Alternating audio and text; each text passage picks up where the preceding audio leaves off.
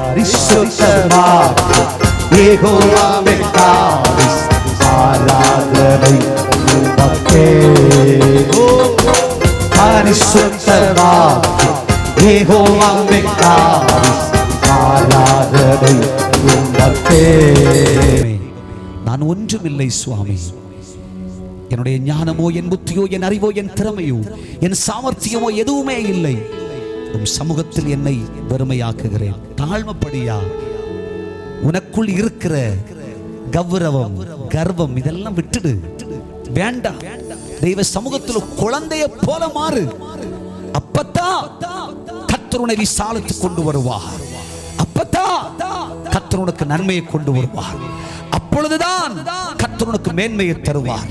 அப்பொழுதுதான் உன் நெருக்க காலங்களை மாற்றி உன் சிறையிருப்பை ஆண்டவர் மாற்றி ஒரு சுதந்திர காலத்தை உனக்கு கொடுக்க வல்லவராயிருக்கிறார்.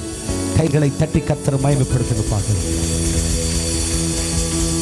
தேவ சமூகத்திலே என் நெருக்கத்திலிருந்து என்னை விடுதலையாக்கும், என்னை விசாலத்துக்கு கொண்டு மாறும் என்று ஆண்டவர் சமூகத்தில் கேளு.